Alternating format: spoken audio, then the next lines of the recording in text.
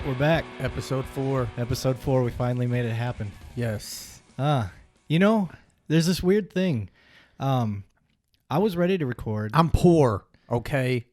I was ready to record Sunday, and I remember sending a message, and I think I'm paraphrasing, but I think I said something like, "Hey, Sunday, bro, we good to record?"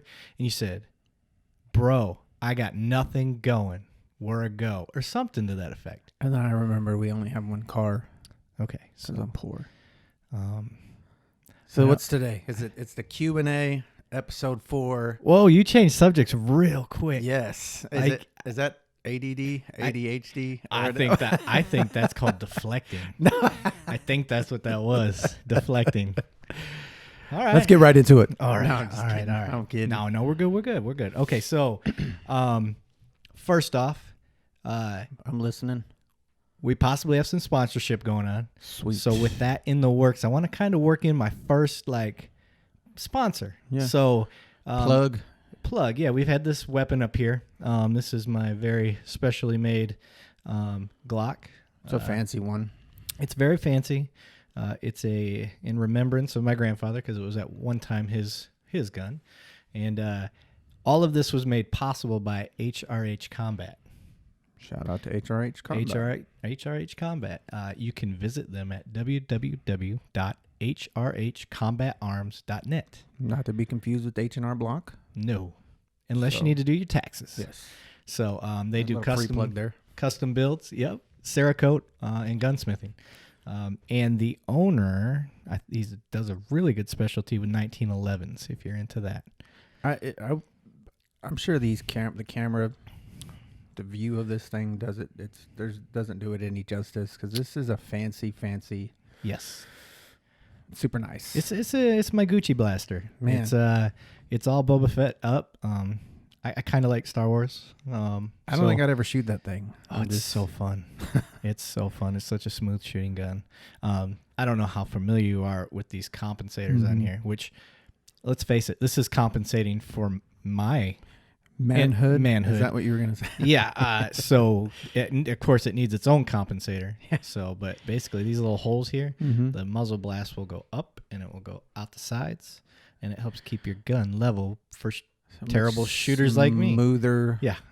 Shot. Smoother shot. It's real fancy. So shout out to HRH Combat. Thank you for the very sweet weapon. And It's a beautiful gun. I'll continue to. Yeah.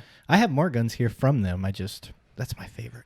Yeah. And so anyway, so on this episode, episode 4, camera angles, we're killing it. Boom, camera angle there, camera angle right there, and then another one right behind me. Yeah. I am super happy with how episode 3 turned out. Yeah. That is the direction we're trying to go. You were becoming a professional, sir. Man, there was a lot of frustration involved. I yelled at my wife. That's not good. Yeah, she peeked her head in here while I was at the top peak of frustration. What are you doing? And she said something like, "Are you coming to bed anytime soon?" And I was like, "Get out of here!" I said, "Don't bother me while I'm cleaning my room." Meatloaf. Yeah. So I had to apologize the next day. And we've been together for so long. She was just like, "I knew you were frustrated," so I just walked away. Oh. I was like, Well, that's nice of her. Thanks, girl. She knows me. Anyway, so Leave me alone, God. yeah. So things that are in the works, sponsorship. Mm-hmm. We've got 2 high potentials. One that's kind of HRH Combat is going to help facilitate if they can swing that. It's not a guarantee, but fingers crossed. Yeah. And then my buddy Margolis owns a security company. I'd like to, I don't know the name of his company or anything like that. We didn't want to do anything too formal because he just wasn't sure yet either. Mm-hmm. So he's possibly helping out. Cigar shop owner, Margolis. Yeah. Oh, okay. I think he's part owner for that too. Yeah. And then Mil-Spec Monkey. I buy my backpacks from them for my military stuff Right that I on. do. And I love them. They have this one, it's a beaver tail bag that I love. And so I was like, you know what? I'm going to reach out to them because I really believe in their product. So I reached out, and he was like, yeah, maybe we could do a custom patch thing, and we'll have some custom patches like HRH Combat's patches here. Obviously, folks, if you're not familiar with police culture, one of the, I don't know what it is, subculture things about us is we collect patches. Trade. I mean, Cleveland patch. Yeah. This is one of my favorites, Baltimore's patch. I love Baltimore's patch. I think it's cool. But anyway, yeah. So we collect patches, police hats, coins. Yeah, I got a shitload of coins up there. And that's military too. Military is big on the coins. One of the customs and courtesies of the military, where that coin come from, if anybody's familiar with this, you're supposed to carry a coin with you at all times. Is this like a luck kind of thing? No. It could expand upon this. I don't know, but from what I know, is anytime you and your unit, or you and another unit, whoever it is, it could be just you and I from the same unit, we go out and we decide to kick back a little bit at the bar. At some point, if somebody gets out a coin, boom, slaps it on the table. I told myself not to slap on this table. That's okay. And slaps that coin down on the table. Your coin better outrank his, or you got to buy the next round. Oh. Yeah. You weren't sure where I was going with that, No, did you? I wasn't. I saw your I thought it face. was going to be. Yeah. So it's if your coin outranks the other guy's coin, you got to buy a round. However, let's say I challenge you, right? Boom. And my coin outranks you. You just got to buy for me. But I slap it down and your coin outranks mine. I got to buy for everybody. Ooh. Because I initiated the challenge. Right on. If I didn't want to accept that responsibility, I should have left my coin in my pocket. So it's almost like playing poker. A little bit. Yeah. A little bit. It gets fun. Interesting. Yeah. I thought this was going somewhere else. It's just Nah. had to do with getting drunk. Again. I didn't say you had to get drunk. I just said you buy a round. Yeah. Drink responsibly. Yeah. Right? Seriously. 21 or over. Yeah. Because we never drank underage. Okay. So, folks, I really need feedback. Please, comments, questions, anything you have, please go to our YouTube page. We have an IG page. Instagram. And we also have our Facebook is a pretty popular one right now for me, because I know how to actually use Facebook. Right. So that's why you see me posting so much on Facebook for us. So if you could post your questions, comments, concerns, anything. We don't have a ton of followers yet, so it's really easy to read through. We're here for it, though. But and that's a good segue, because today's episode is all about Q&A. feedback, questions. Yeah. I asked for questions and I got them. Yeah. Basically threw out there, hey, if you could ask a cop anything, what would you ask? We've got Those are always fun. shout out to my boy Chris Hatchett, his people that follow him on his social media, which is one of the reasons I asked him, because I knew he had a very diverse crowd of friends that follow him. He is a movie director and Sweet. all things involved with Hollywood, I guess you would say. Yeah, Nice. because he's been to Hollywood. He's been to Texas. The dude's got skills. He's got so much skills. He's the one that helped me with this editing stuff. There you go. Yeah, me trying to learn. Heck yeah, man. I mean, we were FaceTiming. I looked like I wanted to punch the wall, Beat the phone. Yeah, and he was the voice of reason. And he said, "Come to Butthead," if anybody remembers that. So yeah, I have this paper here. He's got about 16 questions that I pulled. Some were just funny that I didn't bother to put down here. So if I didn't get to your question and you see this on Chris's page, I went for what I thought was really good stuff and some semi-funny stuff. Just for instance, one of them's want to race for pinks? Oh my gosh. I've never had anybody challenge me to a race while I was in a patrol car. No. But so yeah, we got questions, and then this page is another page of 21 questions, and I'm not saying we have to get to all of them. We'll just see how long this takes. Right. Neither one of us. I mean, obviously, I read them because I wrote them down, but I tried not to put too much thought into it because I wanted to free flow with no pre-written down. This guy's going into it blindly. Yeah, this guy has no clue, which he kind of deserved that anyway, because who knows when he's going to be back for the next podcast. I mean, I've got my dad to ask to come. He lives fairly close, and he's a retired police officer, so he fits the 2 cops, 1 donut mold. But before we get to the questions, one other thing I want to say is there may be times that I can't make it or Zentino can't make it. He's got full access to this stuff if he wants it. But if he can't make it, for instance, I'll try to pull another police officer, somebody that's done the job, or a military guy, or a FD guy or a nurse, Yeah. teacher, whoever may have some guest hosts. Mhm. And we'll knock it out. I may do solo sometimes. Okay. Just I would like it. Yeah. I'd go hit the like button if you did it solo. yeah, I wouldn't if you did it, but I would if I did The it. love's not mutual. No, I don't like looking at your face That on the internet. sucks. I tried to make this camera so it just looked at the back of my head.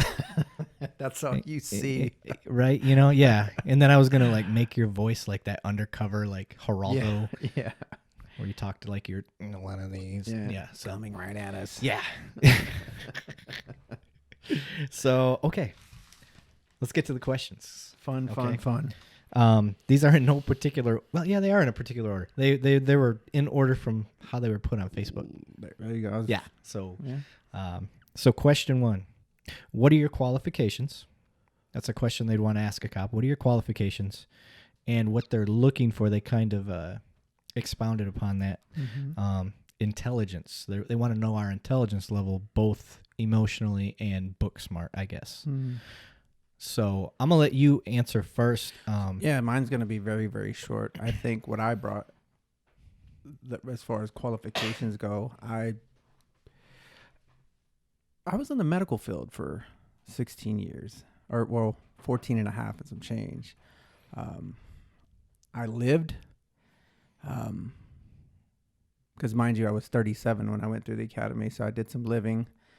So I think the most important qualifier was I could actually relate to a lot of these people that I would show up to calls with, people Right. that I grew up with. When it was amped up over here, they'd see me walk in and it would come down here because they knew what kind of person they grew up around me. So, right.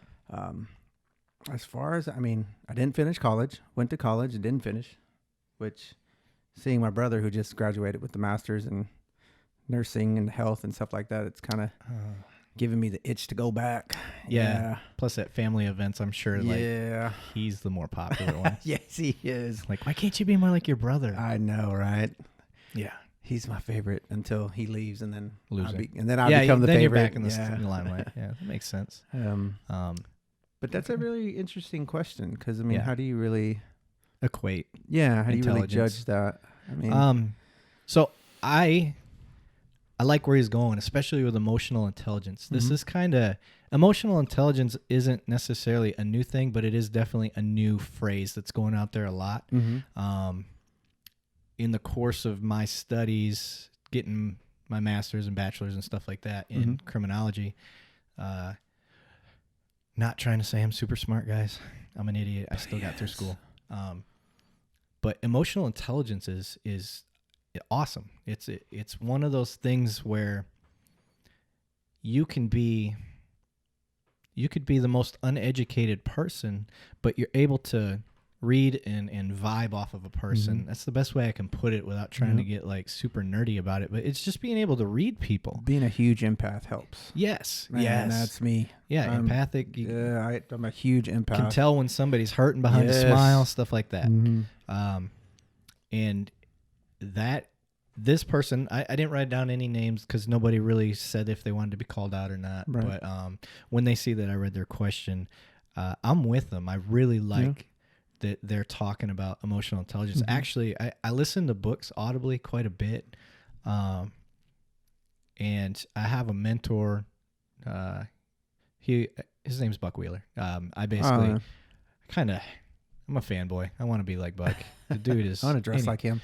You know, yeah, he dresses well. Mhm. I can't afford that style yet, that's true. but I don't think he dressed like that until he got up there and could afford Yeah. that style. So, but he is the one that really turned me on to these emotional intelligent leader-led audible books. Mhm. And so I'd hey man, you got any recommendations for some books? I'm looking for some stuff, and we kind of have a like mind when it comes to that type of thing. And the emotional intelligence portion of it is that ability to look at somebody that you just walk into a room and within milliseconds, you can't really explain it, but you can see whatever you read the room, you read that person. And I'm not saying that I can walk into a room and I know your life story, but I can walk into the room and I can automatically cue in on somebody that's either really happy, struggling, emotional. So whatever it is. Right. But I think that's what this person was getting to, is emotional intelligence. And they harped on the point that emotional intelligence is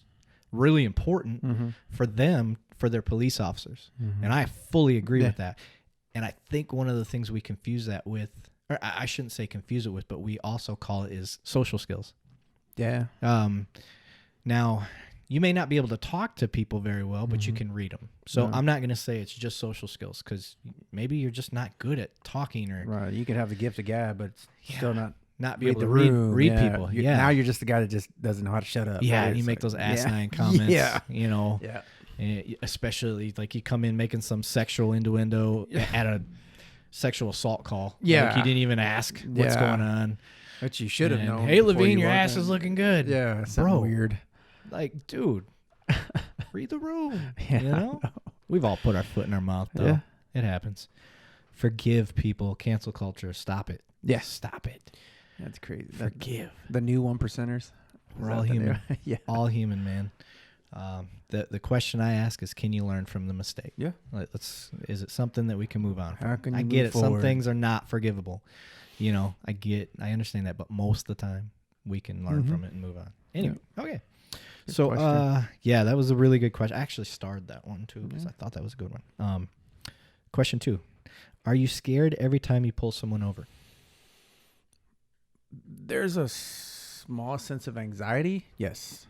Okay. Because you never know what's going to happen. For one, you can't see in the car. If you can't see You can't see in the car. There's always a, Okay. I wouldn't say scared, but Yeah. There's factors. Yeah. So I'm going to, in the short answer for me is no, I'm not scared. But there's factors. What neighborhood am I in? Is it a high crime area? And I know that sounds like a vague blanket statement, but that really makes a difference. Because if I'm in an area that I know within a 5-block radius, we've had 4 shootings, high drug traffic. And no, just because you do drugs doesn't mean you're violent, but where there are drugs, violence tends to follow. Right. So it just depends on where I'm at. So, and 2, it depends on, again, emotional intelligence. What's the vibe I'm getting as I walk up to this car? Do I see a bunch of movement? Cops love the word furtive movement. Basically what furtive movement is cop lingo for, I saw them moving around, looked like they were reaching for stuff. Digging for stuff. Yeah. Yeah. I don't know if they're trying to hide something. I don't know if they're trying to grab something. What are they throwing in the back? They could be reaching for their insurance, which that happens. Yeah. But I'll go down a little rabbit hole. If you get pulled over by the cops, don't dig for anything until we get up there. Then we'll tell you to grab the stuff. Just wait. The best way to do a traffic stop, folks, I mean, if it's inclement weather, I get it. But any other time, I say just roll down all your windows, keep your hands on the wheel, and just wait for us to get up there. Yep. That, to me, like if I see that somebody rolled down all their windows, because everybody, well, we're in Texas, everybody's got tint, so that's why I say that. When I lived in Michigan, I understand it's cold, 13 months out of the year, and it's understandable that you want to keep your windows up, especially when it's snowing and cold and all that stuff. So totally understand that. But there's not a lot of tint up there, so you could generally see in the car. And tint is regulated a lot more up there than it is here because the sun's hot. Was it like 25% here? I don't know. Yeah, I think it's I never care about Google somebody's it. tint. Yeah, Google it. 25%. And I'm not going to lie. I don't care what your tint's at. It's Yeah. Texas and the sun's like right here. So, where was I going with that? Oh, yeah. So, being scared. So just there's all these factors. Yeah. Most of it depends on where you got pulled over, the time of day. If it's nighttime, it's my job's harder. And then it's the vibe I get when I approach the car. Anxiety might be a little bit higher when Yeah. it's dark. Yeah, But, I don't shoot. There might have been be on the lookout for a vehicle that's very similar to yours. You don't know that, and that sucks for you. I understand. It's already a highly stressful time for you. You're getting pulled over. Nobody likes to be pulled over. Yeah. It's stressful for me when I get pulled over, and yeah, I've been pulled over. They let me off because I'm a cop. I've been stressed out, and I'm in a unit. And Not they're saying it's behind right me. or wrong, but yeah, but they let me off because I was a cop, and but they did pull me over for going 6 over. Yeah. Shouldn't have been speeding, man. Yeah.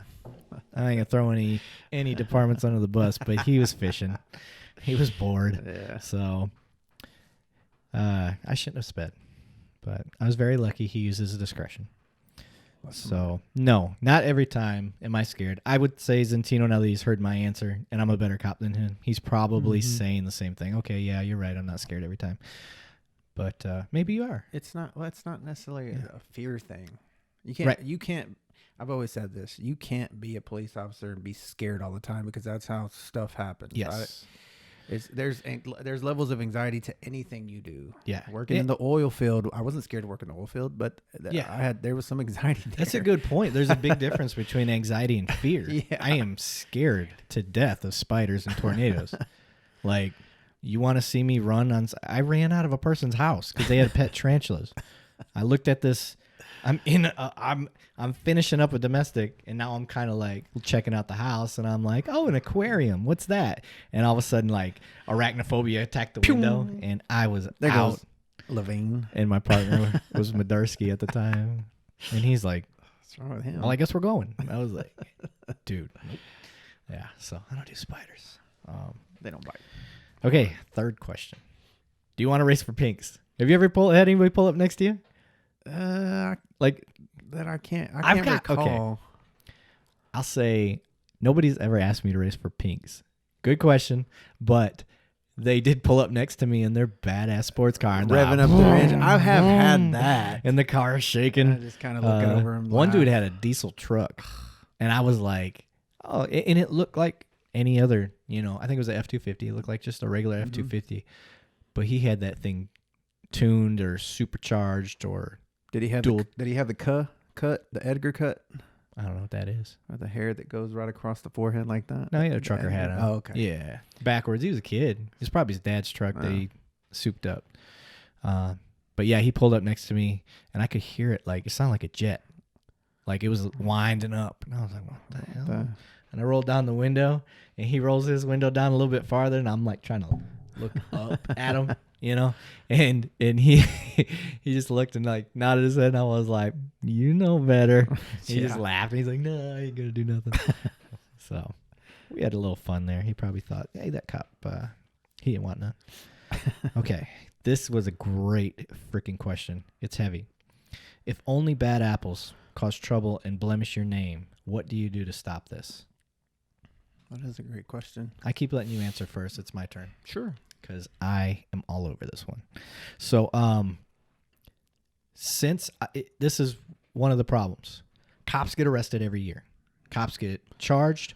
Cops go to jail. Cops get fired every year. Every year that I've been on my department, and almost every year that I've been on my old department, which was way smaller, cops have been fired or prosecuted. And I don't mean just charged, prosecuted. Yeah. Every year. So I keep tapping this table. I told myself not to. You just don't hear about it. Yeah. Why? Because cops police their own. There's nothing sexy to that story. So we policed our own cops. We did what we're supposed to do, what we usually do. And that doesn't make the news. You don't hear about it. You sure as hell can find it. Yeah. You just got to look in the right places. But it happens. And like I said, even within our own department, we have fired or charged somebody every year. I couldn't follow up on the prosecution side of that. Right on. But typical things that's very common for police, DWIs, that's a big one. So I'm going to expand upon this even farther, but I want you to be able to answer first what you think. How do you get... What was the question? Repeat that question. If only bad apples cause trouble and blemish your name, what do you do to stop this? I'm going to try to relate that to... So I used to work for a tissue bank. Oh, that's where you cut bodies. Yes. Yeah, freak. And the one thing that used to bother me... Besides cutting human cadavers? That didn't bother me. Was one or two people... the bad apples, right, would get in trouble, or they were always doing certain things, and we'd all get grouped into this. So it felt like we were all getting in trouble, and that's no different here. Right.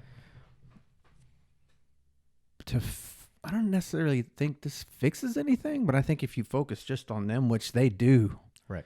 to a T. I mean, everything that Levine said. I mean, everything is factual about that. But I don't know that you do anything different. I think what social media plays a big part of that. Social media adds fuel to that flame, and that's all you see is bad apples. Right. And they don't. It's for every 5 bad apples, you see that one video of somebody buying somebody a new AC and installing it in their house. Right. Now, if they focused more on that, Yeah. than the bad, I mean, but I know that probably doesn't answer that question. Right. But I mean, Well, if you haven't run across the cop doing anything bad, right? then there's not much you can do. Now, I Yeah. have. Mm-hmm. And so another part of that question is, what do I do to stop this? So here's where I wanted to dig a little deeper. When you're from an area that doesn't support their police, you tend to statistically have more cover-ups where cops seem like they're covering for their brothers and sisters. I have no hard facts on why that is. I can tell you why I think it is. I think that's because at the end of the day, if somebody jumps me on the street during a call in a city that doesn't support police, people are more likely to stand there and film and not try to help out than they would be to have my back. So I need to rely on the people I work with. Right. Now, if I go around and it gets out that in an area like that where it's already hard enough dealing with the bad guys and having no support from the citizens, and you're probably underpaid, it just compounds things. I'm not saying that's right or wrong, but my theory is that's why people will overlook things. You know, I saw Officer Snuffy walk into the pizza place 7 times this week, not even on duty, and they're giving him free pizza because he's a cop. Right. And then he sits over there all the time on duty to provide protection or show a presence over there. So he's getting a kickback, free pizza. Why didn't I report that or whatever in an area like that? Now, place like where I work, we're a huge citizen support. Yeah. So much so that they vote every like 4 or 5 years, and they do this half-cent tax vote, and it's always like in the 80 or 90 percentile, and they basically volunteer to pay the cops an extra half-cent on every dollar, and Which everyone was afraid we wouldn't get this year. However, I think Right. with all this bad media attention, I think my opinion on that was it woke up the dragon. The Yeah. sleeping dragon, and y'all just made everybody even more eager to vote for the police versus it had a reversive effect. right, I think I kind of got off tangent with answering that question. When I said they grouped us all with the bad apples. right, I don't think they necessarily do that here. I actually think Yeah. they do a pretty good job of retraining, getting them. I think we discussed this. There's retraining. They do that. I mean, they get police just like we do. So, but I don't know if that. Hopefully that answers that question in it. yeah. So,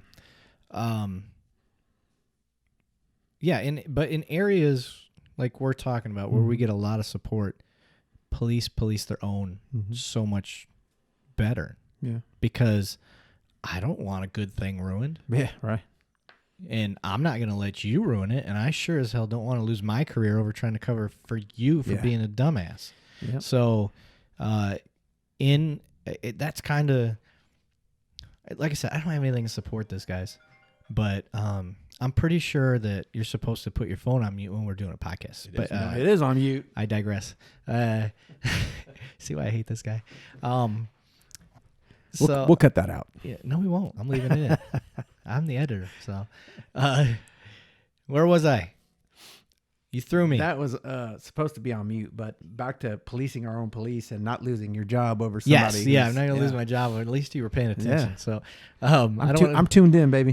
you guys are gonna hear me say a million times. I have the worst memory. See how off track I just got on that? It just in 2 seconds. And I'm that way when I'm doing police work too. I'm like, oh my God, I think that's the knife over there. Squirrel. Anyway, what's over there, Levine? Huh? Yeah. Over where?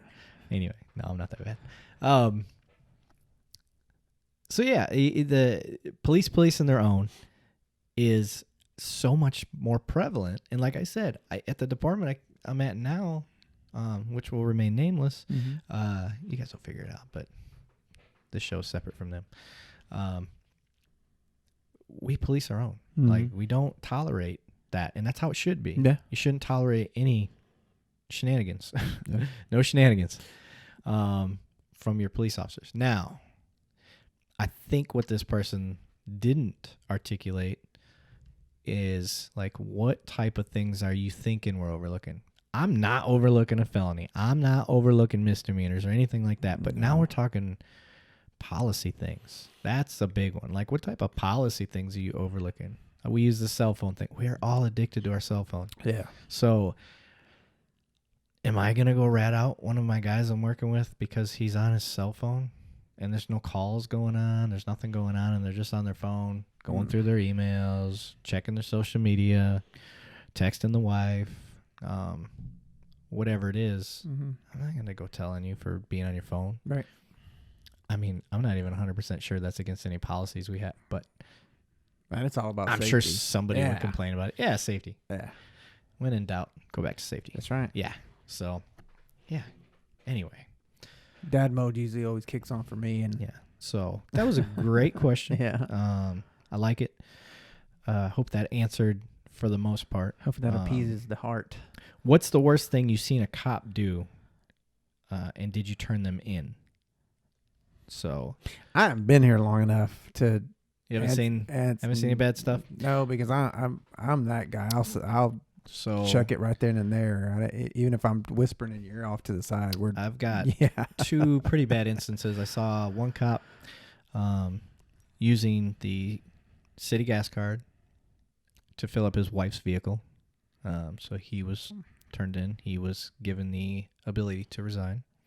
And then the next one was I believe he was a detective for another city, committed a DWI hit and run where he broke a 14-year-old girl's leg in a T-bone accident. He fled the scene. He didn't make it real far, but yeah, he was caught and charged. So things like that, it's like, it's not hard for me personally. I ain't gonna try to cover that up. I ain't gonna. Yeah, I'm not losing my job over. No. So. And that should be known. That's right. Your brother should know, man. And if you're a cop out there listening, and like, that's bullshit. You should have gave him a chance. Whatever. Blah blah blah blah. Then you're part of the problem. Yeah. So that's. I got no sympathy for that type of thing. So yeah, quick, easy question. Since you don't. Yeah, you haven't faced it. This job is my livelihood. I'm not 17 years, and I've only had 2 instances where I've seen anything overt like that. I haven't seen any cops do anything. I got kitties at home. Crazy. I got a kids to feed. I don't exactly. I'm sorry. What's your initial response when someone films you? I'm a nerd on camera anyway, so I'm just like, more power to it. I don't care. I genuinely, okay, you want to record? Cool. Get my good side. That's me. So I love that question. So I grew up in policing, like, through the transition. We didn't have it. It became available. Oh my God. Is that your fucking phone again? Dude, it's on silent. I don't know what else Put to do. that motherfucker on airplane mode. I'm going to kill you. You know I know Kung Fu, right? Yeah, but this room is so nice, and I don't want it to get messed up. It's so nice in here. You'd be like a bull in a china shop in here. I know it. I don't want none, guys. I'm just messing with him. Especially with that ugly cowboy shirt on. Go Cowboys. Go Lions. I know, it's funny. You don't even have to say anything. I lose automatically. It's the Lions. So I love them. Somebody's got to. Yeah. Yeah, with the cameras. I grew up in a time before the cameras, and then the transition, and then the mandatory. I love them. And I don't know any different. Right. So I've always known to have a So, camera. So Cops hate change. They hate it. I think most people in a profession do anyway. You get used to a certain way, you get it down, and then change happens, and you're like, no, I don't want to learn it. It doesn't really have anything to do with the idea of what those body cameras had. It's just people just hate It's just change. people don't like the change. Yeah. And they know there's going to be new policies, and there's going to be new procedures, and they got to learn those, and there's going to be new software, and they got to learn those. I think I plugged these 2 books last time. Give them the pickle and Who Moved the Cheese. I don't remember that. You don't? No. It discusses cough. it discusses change and why people don't like change, and So who's got the pickle? No, it's Give them the pickle. You give them That's one book. That sounds like sexual assault. Yeah, I know. What if they don't want the pickle? Say no. No means no. Okay. Damn it. And then Who Moved My Cheese, or Who Moved the Cheese? Who cut the cheese? No, Not that. I'd claim it if it was me, but Yeah, no, I think it's a book on change and why people don't like change, the human psyche, why we don't. Yeah. Okay. So I don't need to claim that I cut the cheese because I'm over there like a little girl giggling in the corner, waiting for everybody to notice. I dealt that. Yeah. And they're like, Levine? Yeah, Levine. Yeah, he did it. Yeah, my bad. I ain't mad. So when I see somebody film, I've always liked it. I will admit outright that I would say I was in the very large, very small minority. How would you say it? I was one of the few people that liked it. The minority. Yeah. I was one of the few that liked it. Mm-hmm. And I made myself. I bought like this little $65 China-made crappy body cam. Yeah. And on Amazon, and I wore it. Mm-hmm. It was terrible. It didn't last the whole shift at all. The battery was terrible, but I had something. I just wouldn't turn it on until I needed it. Right. Like, at this call, and this one seems messed up because it had like a 2-hour recording time max, so you couldn't leave it on. But yeah, when I see somebody recording or whatever, okay, thank you. That's just more angles to help prove my point. I can think of one time where I'm some kid and I'm leaning over, and I think you can hear me on camera saying, "Dude, people are recording. You're embarrassing us. Get up off the ground." Yeah. Right. Yeah. So yeah, it's one of those things that as long as you make yourself accept it, like this is here to stay as it should be, it's not even a thought. It's not even a thought. I don't think about it. Mm-mm. I've got such an instinct to activate my camera, and a lot of times I'm like paranoid it didn't turn on. I forgot to turn it on. Yeah. And I'm like, oh my God, I hope somebody else got a good angle, Yeah. And you're looking around for witnesses video, and you're like, please, did you get a good camera angle for that? And most of these cameras kick on when you open the car door.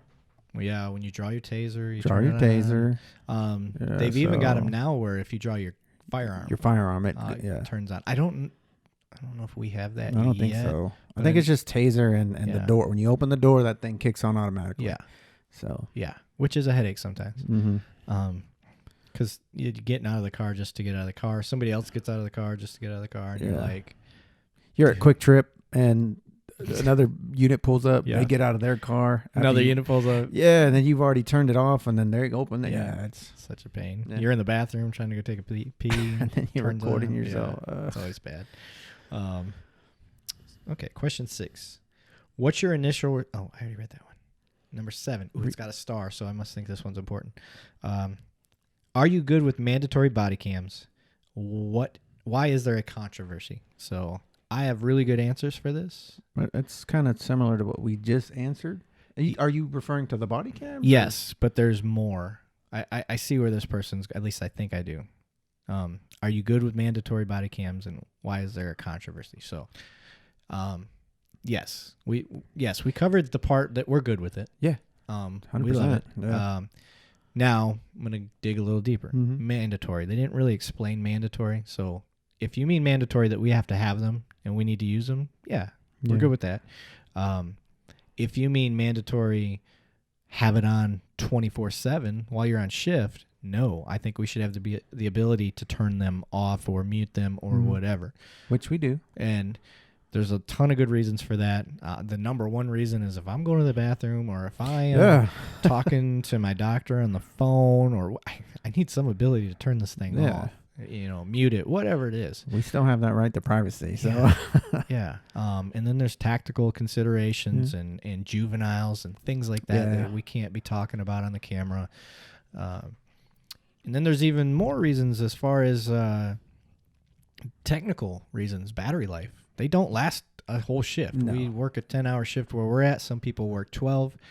And you're talking if you're using an Axon body camera, which to me is the best one out there, that's like $1,000 unit. So we're not even talking storage space or anything like that. So that $1,000 unit or however much it is you're not getting two of them to get you through a shift. No. So you can't keep it charged the whole time. Then if you miss the fact that somebody's door automatically kicked your camera on, it's been running for 2-3 hours before you finally realize that it's recording. Like it just recorded your whole day. Yeah. So they don't like saying, what is it? The 3-4 hour recording. It's like, what is this? Yeah. Why did you record for 40? Because our cameras get audited. There's random audits, so they have to pull so many of your camera recordings longer than 5 minutes, and your supervisors look over it and make sure that you're doing your job accordingly. And I even think, and this is just me guessing, but I think those recordings that they audit go farther. So there's like one checks it because your immediate supervisor. I guess there could be a bias, but I'm guessing on that. I don't know for sure. I think that's what I heard. I'm not that high yet, so I'm just talking on my ass. I believe it.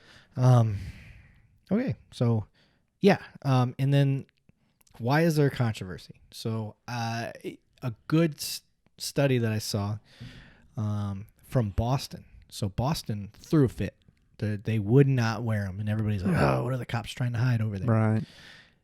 It didn't have any. All of them wanted to wear them. They were all about it. It had nothing to do with trying to cover up being bad cops or anything like that. The problem was they didn't have any policy in place. They didn't have any protection. They didn't want their supervisors like on a witch hunt looking through their cameras and without having some sort of protection. And I think that's reasonable. So the Boston POA or FOP, which is like their union, was like, no, our guys aren't wearing this until you put the policies in place. And we want to review them and make sure that you're not trying to screw over these officers, which I think is reasonable. But then you have that small percentage. It's like, well, why would you be screwing them over? What are they doing? Blah, blah, blah, blah, blah, blah. Yeah. Yeah. And like I said, it's not because cops were out there doing anything illegal. They just wanted some protection from their own departments. Just think about it like this. You work at Target, you work at Taco Bell, you work at Lockheed, and they told you had to wear a camera everywhere you went. Just kind of put yourself in those shoes. Yeah. Yeah. I mean, I get the argument. We're public servants. For sure. I understand. I'm not disagreeing with you, but like I said, we need protections from internal stuff is just like anybody else. Just because we do police work doesn't mean that with those people that we work with, we're not susceptible to some sort of vendettas or whatever that people have, and they just don't like you. And bottom line, nobody wants to see me pooping and peeing. Yeah. So if you're into that thing. So there's always somebody out there. Whatever you're into. I like to watch you make a toilet. Or okay. Great question. I started that one, so that was a good question. Does race play a factor in how you interact with people? Yeah, let me answer that. No, not for me, man. I grew up around a huge diverse of people.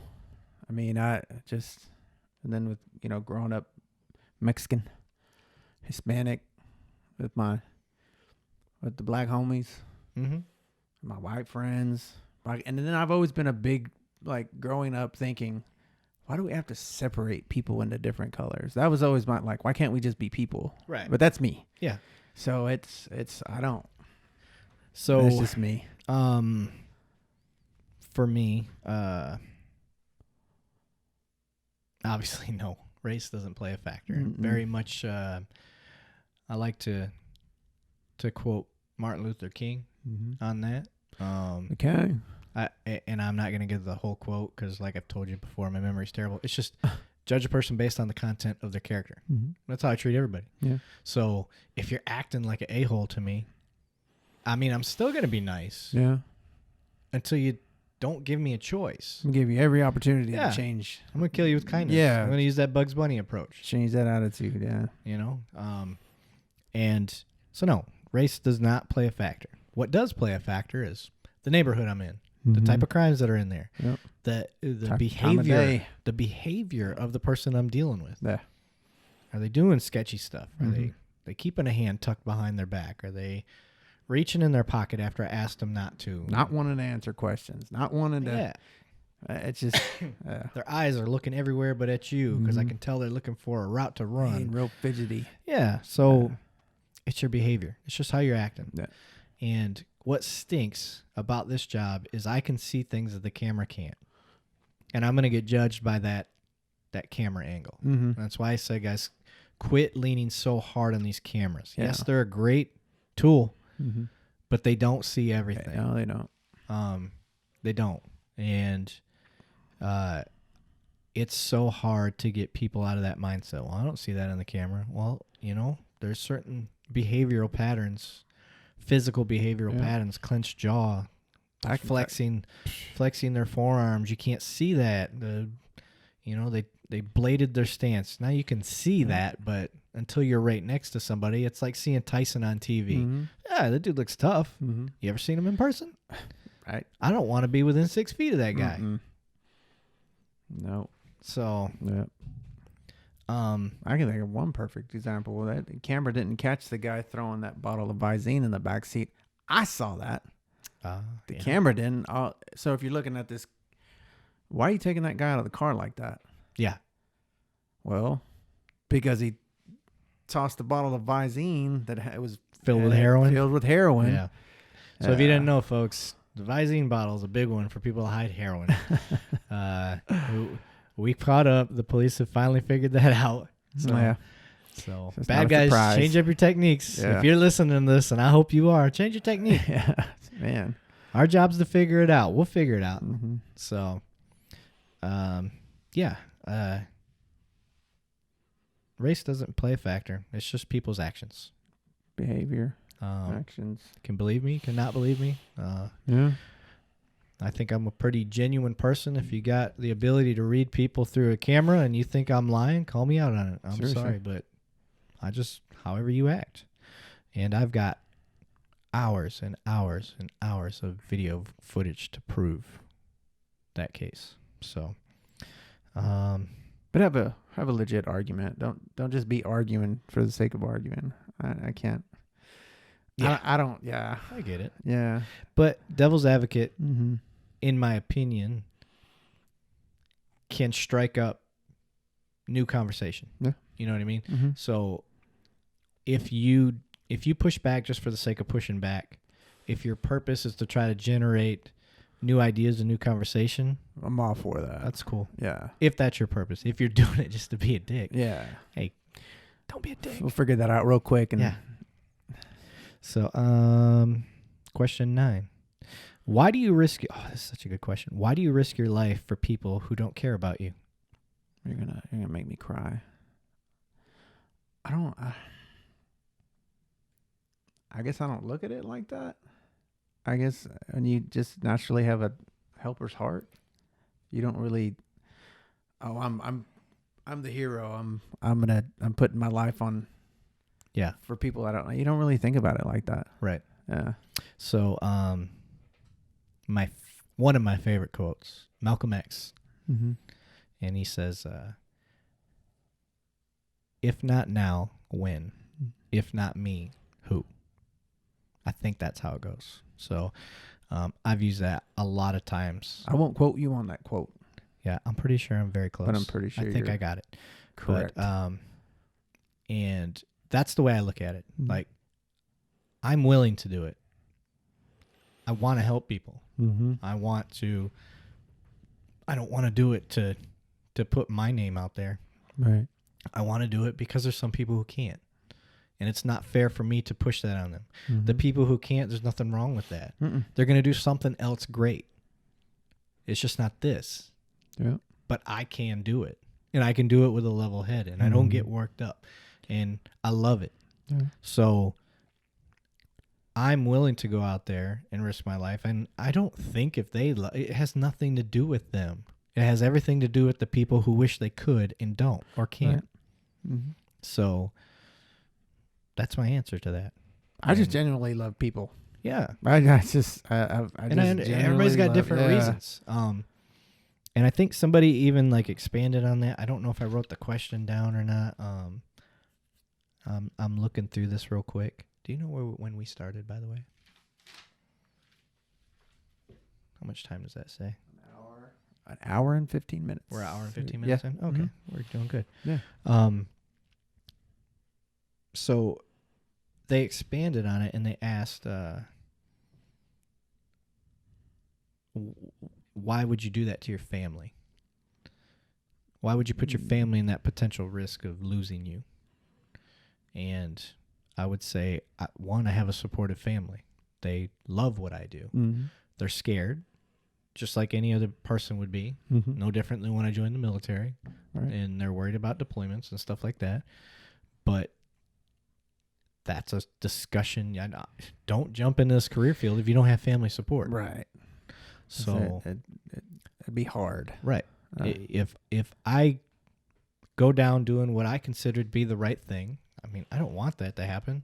Nobody But does. if that happens, I can't see my family regretting that. Mm-hmm. And I hope they don't. The old saying, went out with his boots on. Right. Hey, I don't like thinking about it. That's for sure. I don't dwell on it. No, at all. I don't want it to happen, but Yeah. it could. So it's not that I want to put my family through anything. It's just something my family has come together to. We accept it. Let's be honest. If we sat there and really, really dwelled on it, Yeah. we'd probably be doing something else. Yeah, I probably wouldn't do this. I'd probably stayed in the medical field and Yeah, worked on but that. yeah. Creepy. So okay. Why do you serve? I like that question. That's easy. I genuinely love people. Yeah. I'm a community person. I love talking to people. What I say all the time. You try to love people like Jesus would love people. That's about as religious as I'm going to get. I try to genuinely love people that I don't know and that I've never met. And I love meeting people because you and I both know it's something different every day. Yeah. And that's the part of the job that I get a kick out of. But that's really why I do it. Yeah. It's just the people. So I have kind of multiple reasons. One, I didn't like cops growing up. Mm-hmm. I had bad experience when I was around 14, playing basketball in the street. A cop and his partner roll up while they're riding together. And I had one of those roll-out basketball hoops. Right on. And Full of water or cement? Water. Can't afford the cement, bro.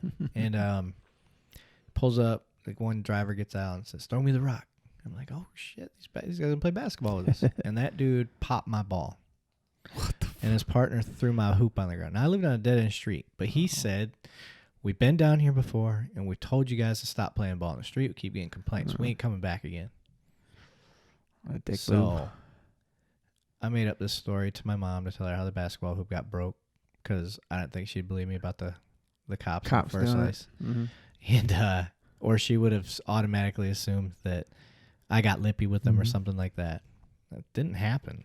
But anyway, I think what happened was they had yelled at some kids maybe a couple streets over or something, and they didn't listen, but it wasn't us. And you guys got the got short end of the stick, yeah, man. so I got pissed off. And I called my dad, Mm-hmm. and I've asked him about this before, but he's got a memory like me. He's like, "Oh, if I said that, that's cool." But he said, "Hey, you can either be a part of the problem or you can be a part of the solution." Mm-hmm. And at the time, I didn't want to be a part of no solution. Right. I was, fucked police. Right, yeah. That was NWA Right. mentality all the way. And But I get where you're going with that, Yeah. and that's why we doing this podcast, and that's why it's just you wanted to be part of the change, and that's another reason why. that's why I joined the military. Yeah. That's why I did all the stuff that I did. Was it finally clicked? It was Mhm. like, you know what? Yeah, if I want to see solutions to the problems I Mhm. see, I got to be a part of that. So Yep. that's why I serve. And then all the stuff. I Yeah. love the job is fun. I Right love on. talking to people. Uniform's nice. Yeah, I look cute. And actually, it makes me look better. You know, it takes me from like a 4 to like a 6. I think that's fair. I can see that. Yeah. So Uh. that's a bonus. And then, yeah, I just like the job. It's fun. It's not a job to me. It's fun to be able to go to work every day. I'd say this. I mean, haven't it's- worked a freaking day since I started. Yeah. Man, and that's not that there's not stuff being done, but it's Yeah. just like when you love what you do, you don't. Yeah. And I work on mean, a team now where yeah. it's like a frat house. It's nonstop. Oh man, I mean, if you're sensitive, my team is not the team to Not be for you, on yeah. because we give it to each other Yeah. bad. Bad. My guys are funny. We have a good time. So yeah, that's why we serve. Number 11. If you didn't make C's in high school, would you still be a cop? All I need is a 70 to pass the civil service. Right. I love it. So I like it because how accurate it is. Yeah. Good night. Okay, so I did just enough to play sports. I passed my class. School just didn't. It wasn't. I was a social butterfly, Same. and I always knew I was gonna be a cop. So I always wanted to be a cop. yeah, I And knew it was I'd be a just- cop. I just wasn't sure what type of cop. FBI, you know. Mhm.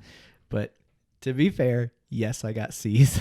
Like, that's what I was in a lot of honors classes and then advanced. the only advanced class I took was English. And the reason I took that was because I knew cops needed to know how to write. Right, So yeah. I don't want to say it was an inability. I don't think I was stupid. Mhm. I just didn't care enough. I did it just enough to get by. But then when I got to college, I did get all A's and B's. They had to. But it interested me. You know what I mean? I Yeah. think that says a lot about our school system. Like, we need to start challenging these kids towards stuff that they like. You know, in Michigan, it was a big thing to go to trade school for Mhm. GM. So a lot of these guys would do mechanic schools and stuff like that because it interested them. What's And real big now is you can finish with an associate's degree when you graduate. high school. It was there then. That wasn't there when I was a kid. It was there when I was there. However, it's promoted more now, yeah. and I think that's great. Yeah. Life's yeah, short. yeah. Get a head start. Yep. So You can do that, man. yeah. Beautiful. Yep. I like that too. But I don't know. But no, that's so funny. I think they said they may have got that from Sarah Silverman's show. But there's a too level funny. of truth to it. I like Yeah. it. I mean, yeah, That's funny. I did get C's. That's for sure. Because I was basically being a cop then too. I was too busy talking to everybody, Man, I was you know, hollering at my shouty, Mr. All Around. who I'm now married to. Yeah. See, it Yeah. worked. School wasn't as important as it was getting with her. Yeah. So, what's the most difficult experience you had while on duty? And this is the portion where we cry. I would probably say that the hardest part is the kids crying when you're taking Oh, like on a dad domestic, away yeah. in handcuffs, and that's the hardest part for me. Yeah. I mean, as you know, I've dealt with death for Yeah. ever and a day, so it just my perspective on death is probably different than a lot of folks. Yeah. But that right there is Yeah. is probably the hardest. Especially being a dad. Yeah. Mine was the death notification and then having people die on your scene. Yeah. And I'll give you a specific call that I had to deal Mhm. with. I won't say any names, but it was a mom and her 2 daughters. Mm-hmm. They got in a bad car accident. And we get there and everything seemed like it was going to be okay. Like, I didn't think anybody was going to have the Not make it. Yeah. I thought maybe some serious injury, but they all had like biblical type names. You know what I mean? So I knew right away. It was like, because one I think it was like Trinity or something like that. I won't say everybody's name in case they hear this, but daughters were highly concerned about mom. Yeah. How's my mom? Check on my mom. Both of them. And I was like, hey, fire department's on the way. We got to try to hang out until we can get them here to get you out of there, because they were all stuck. And the one daughter on the side of the vehicle that didn't get hit, it was on the opposite side. She was super concerned about the mom, and she's hyperventilating and all that stuff. Right. Like, calm her down and check on mom. Mom was okay. She was knocked unconscious at first, but she woke up. Everything seemed to be all right. She just knocked her head against the window. And get mom, FD gets there, we get him out. And I had just got done talking to that daughter. And then one of the firefighters said, start doing compressions. And I'm like, what the fuck? Who? And I look back, and it's that daughter on the opposite side of where the accident happened. Oh, wow. So apparently her liver lacerated. Lacerated liver. I don't know if it was from a seatbelt or what it was, but she didn't make it to the hospital. And that was rough, because I didn't see it coming. Yeah. And I'm having a full conversation. Everybody's okay. Yeah. And the concern she had for her mom. And maybe she would have, I don't know, I'd always run it through my head, maybe she would have thought about herself or felt the pains that she was feeling. Right. And there's nothing now that I know more about it, there's nothing that could have been done, I think. And I don't know if anybody's ever been in a room where somebody's taking their last breath and their heartbeat stops, and there's nothing okay about that at all. And I've been in plenty of rooms where their last beat, their last breath, and it's, you never get used to that. And for me, that was just something that you never ever got used to. Yeah, it sucks. So that's the most difficult experience I've had that I can recall. I've had other bad stuff, but that one always sticks out. Question 13: why do most cops bend over backwards defending bad ones? That's all about perception. I got thoughts. I think I think people feel good cops are defending bad cops. And I think it's because they don't know the whole story. Me personally, like I said, I 4 years will be July for me. So I haven't really been exposed to all that much, or been put in a position where I felt like I had to. Now, there has been all these videos that come out. Right. I wasn't there. I don't know. Right. This could have gone so many different ways. But I think that's more perception as a civilian. So my take on that is cops, just like anybody else, are going to try to reserve their full opinion. Like, if you ask me, okay, based on this video, based on just this video, it looks bad. However, what you didn't hear or you don't know is, like, what were the call details? What was that officer's take? What did he see that maybe the camera didn't see? And we told you guys this earlier about body cameras. Is like, it doesn't see everything. No. And the reliance on it, we've learned from. The whole reason we have body cameras is because of the Michael Brown incident in Ferguson. Okay? And then what did we learn from Ferguson? It was all a lie. Yeah. I mean, that's the recant from the guy that was accomplice in robbing, that he made it up. He said, he didn't have his hands up and say, don't shoot. He said, I made it up. I mean, that's the statement. That's in the FBI records and all that stuff. It was proven. It was proven through science even. Right. That it was just the altercation couldn't have taken place the way that he was claiming. Right. So that's why I wait, because of things like that, because things come out later. Yeah. So it's not that cops necessarily are defending. Now, I understand some cops do defend. Like vehemently. Yeah. I hate that word.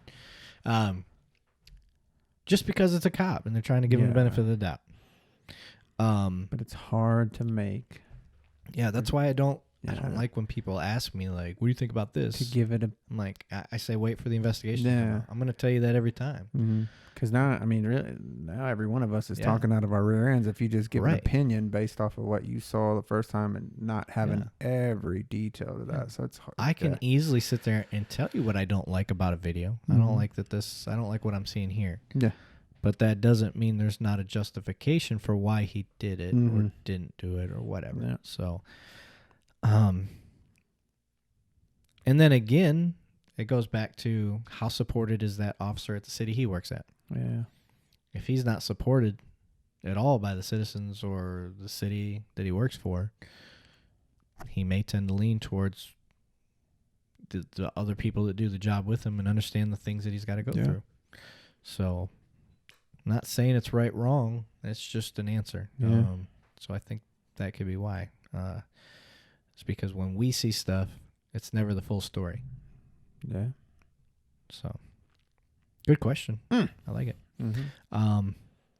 What change would you like to see internally with policing? That's question 14. More vacation time. I'm kidding. Just to say, man, we get quite a bit. Yeah, we do. I like our vacation time. I don't know, man. I have it good. But that's just... I would like to see internally, I would like to see some more supervisor training. Which there is. There is supervisor training. But I think there could be more. Trying to think of what else internally I would like to see. I would like to see less I don't know how to phrase this. Less worry about perception. Yeah, that's a good one. Just because something looks bad doesn't necessarily mean it is bad. Yeah. So a little more forgiveness in that realm. But other than that, I mean, I like the direction I'm seeing everybody going. Yeah. Everybody's all about more training, more transparency. I like the transparency stuff. When it doesn't put an investigation at risk. That's another thing I'd like to see changed. Put out there what you can, but understand an investigation still needs to be done. Right. So let's try to hold back from phrases that's never happened. That's never happened before. Is this place haunted? It might be. Paid $100 for that picture. I'm having it up there. Heck yeah, man.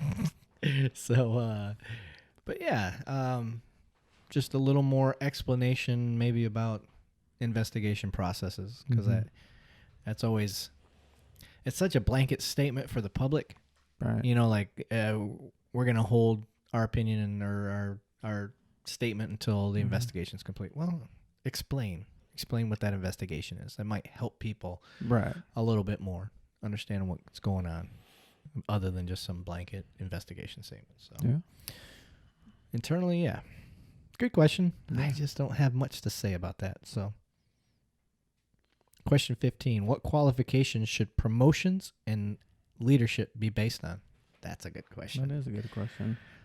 I like that. Seeing as though that, I mean, you have to test to promote, so you got to test. Yeah. So you got to show academically that you are able to memorize a bunch of stuff. That doesn't really necessarily mean you're a good leader. Yeah. But it will show some proficiency in job knowledge that you may need to use from that position. So I don't disagree with that. I think that's a good gauge. But I don't think it should be the only thing. I am a big fan of 360 evaluations. And what I mean by that is, let's say you're a promising detective. You know, you were an officer and you move up to the detective rank. I don't really think you need to dive too far into that. Take a test, and that's good enough to promote there. but you want to go be a sergeant. You want to be a supervisor over people. That's the next rank. So for many departments, it's officer, detective / corporal. It's same pay. Or field sergeant. Yeah. Is that how that works? Yeah. How they, yeah. And then sergeant, lieutenant, captain, Mm-hmm. deputy chief, So on and so assistant forth. chief, Yeah. and then chief. So just depends on the size of your department, how many people you have. Those are ranks. And then some have majors in there and whatnot. So there's slightly different ranks at each department. But let's say you want to start getting in a supervisory role, which I think this is what they're talking about when they say leadership and promotions. I like the 360 evaluation. If I was an asshole detective that was lazy, didn't really do my cases that well, and I want to promote up to the rank of a supervisor, I think it should be part of the process that any of the teams that you worked for or any of the sergeants you worked for and any of your peers that you worked with, they can pull those guys and get an evaluation of you. That would be part of it. How did he do on the field? Was he a worker? Was he lazy? Now, you have to be careful that you don't pull somebody in that just has a vendetta against you. That may just be the one person that doesn't like you. However, if you pull multiple and there's a trend from a supervisor to a couple of former peers that you worked with at different sides of town, and you they do that for you to be a police officer, so why not? Yeah. So I think that should be, to me, that's a good way to start looking at supervision, because we all know those people that take a test, they do really well, and they have zero leadership skills. Super smart, and And they have zero leadership skills. So to me, I think the 360 approach along with a test is a good combination. I'm not saying that that's the only factors you should go into. Maybe look at their education. Your ability to be a supervisor, I really don't think has anything to do with your education level. Yeah. You could have no degree, be from high school, and be a great leader. And I've seen that in the military with a lot of great leaders that have a GED. So, I like that idea for. What do you think? No, that's spot on. Pretty good. Yeah. Yeah. Maybe I'll be a good leader one day. You will be one day. What do you wish we, the public, knew? That's deep. That we're human just like they are. Yeah. Basically. Yeah, that my sense of humor hasn't changed since I was 14. Maybe 12. But I still like eating till I make myself sick at CC's. I was going to say pizza, right? Yes. Pizza. I don't know what it is. Eat till I hate myself. Yeah. And then I keep eating. Yes. Yeah. That's a really good question. I know. That's a really good question. I get full off of a protein bar or, an 8-ounce steak. Most people are like, oh my God, 8 ounces, that's not much. Well, it fills me up. Leave me alone. Yeah. But I can crush a large pizza. And I could honestly probably keep going. I just, out of self-loathing, I don't. So yeah, I want you to know that we all, not all of us, but I have a sense of humor. I'm not out looking to do any more work than I have to. If I can use discretion, I'm going to. Yeah. But I also want you to understand that in police work, the beauty of police work is we're all our own boss for most of it. Like, I'm out there handling a call the way I see fit and that I think is right. Using discretion when I'm allowed to, and using the law or having the law guide me as it sees fit, especially when you're talking about felonies. Felonies are out of my hand. Yeah. It doesn't matter if I agree with them or don't agree with them. It goes back to tying your hands. Yeah. Like you tie our hands to do stuff. Right. So I just want people to know that I want a good relationship. I want you guys to have my back. I want to have your back. I want you to know I'm out there trying to do the right thing. Yeah. My heart's always in the right place. And that I may mess up. Yeah, well, you don't think we're related after that call's over with. Yeah. That's how I treat people. Yeah. Like I hope when I mess up, because I will, that you understand that it's not an intentional. I'm going to try to learn from it. I'm going to try to fix it. mistakes are such a blessing. They're such a Yeah. good thing. In my opinion, I think messing up is the best thing. As long as they're safe. Safe mistakes. Yeah, safe mistakes. Because we learn, we grow from mistakes. So, so that completes Chris's questions. What are we looking at in time? What are we at? Are you reading backwards? I'm trying to read backwards. Let's see. He's trying to read the camera right now. So Hour and 15 minutes? I thought we were at an hour and 15 minutes before. That's what I thought. What's it like? Is it still timing? It's still moving. So maybe we were at like an hour and 12. You can see it, right? Maybe. Yeah, it says 1:15. Okay. 15, yeah. So So you were wrong last time. dang it. That means we can read more questions. These ones are more fun. Oh, cool. One question. Red cars and speeding. Is it true that officers target red cars for speeding? No. No. That's a myth. Yeah, that's a myth. They have a LiDAR or a radar. And they're just, If you're just an idiot, that if likes you're the to one in the speed, crosshairs, and you're it it. happens to be red. Yep. Now, That's on you. if we're radaring at the crest of a hill, which is a favorite spot, what they like to do is officers will sit at the bottom of a hill and they'll point backwards at the crest of a hill because it's easier to see the cars coming over one by one. Mm-hmm. If, two white cars and a red car pop over the hill, well, you're probably the easier one to spot with the eye. Yeah. So maybe that's the whole thing. And faster cars tend to be red, Yeah, maybe. I don't know. I guess. I used to get that question a lot. Is it true that Yeah. No. it could be? Quotas. Do police have quotas? That's a myth. Yeah. But it's a myth based on fact. That was That's true. some It used to be that way departments. in the 70s and maybe even the 80s. Like, that was a thing.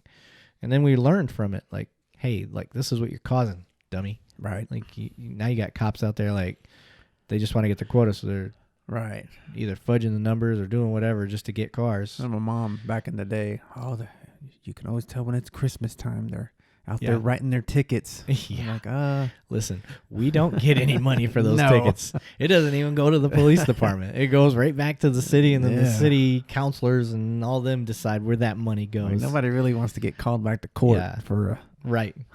because you have to write If tickets. cops aren't writing tickets, the only anger that's going to come from anybody is going to be the city, Mhm. not the people. That's for sure.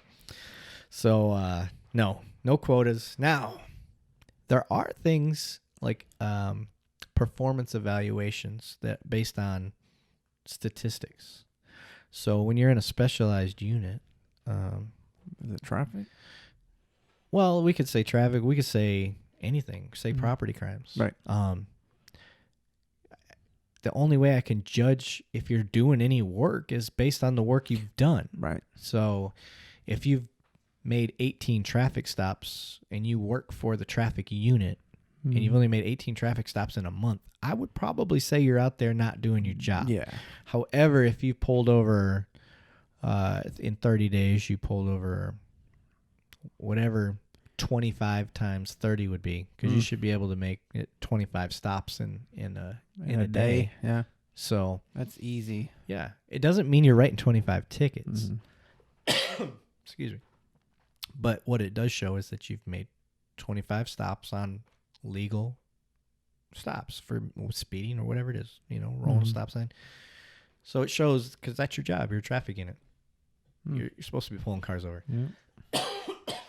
So if you don't perform and you're not doing these stops, then you could be booted out of the unit. Yeah. So Gotta yeah, have- that is in a sense, that's a type of quota. It's just, it's not the quota you're thinking of. Yeah. It's more of a performance quota. It doesn't mean that anything has to come out of the enforcement part. Age-old question: have you ever killed anybody? No. No, and don't ask cops that. Yeah. If they have, it's one of the worst moments of their life. Yeah. You don't want to ask a military guy that. You don't want to ask a doctor that. Yeah. Don't ask people that, guys. That goes back to being in a room where somebody takes their last breath. That is Yeah. not okay. Emotional Oh, intelligence. yeah. I don't want to ask you if you've killed anybody. Yeah. Don't ask cops. Have you? It's the worst. Yeah. Jesus Christ. Yeah. I know. I haven't killed anybody. If you're wondering, but and I hope I never do. Killed some pizza. Oh, about it. Yeah.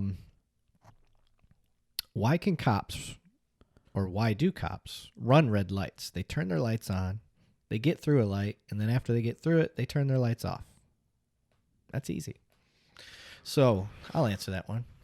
Sometimes we have calls that we're not necessarily authorized to run what they call code, yeah. lights and sirens. But it's a call that we understand has a potential for elevation of violence or a potential an escalation. Yeah. And we're just trying to get to that call quick. So are we still kind of breaking the rules? Again, and we're talking policy versus legality. Did he do Police cars are exempt. Was it safe that he did it? Was it? Yeah, there's a lot of factors involved. So now, don't get us wrong. There are dicks out there. Yeah, there may be some people. But honestly, here's my argument. Like, what's the point of getting through the light if I'm not going to a call? Yeah, I've got no. There should be no reason. Yeah, I'm not trying to. There's no reason to go through a light, other than I'm going to a call. So if I'm going to a call, I'm trying to give the fastest and best service I can, and there's probably a reason for running that light that isn't authorized by policy.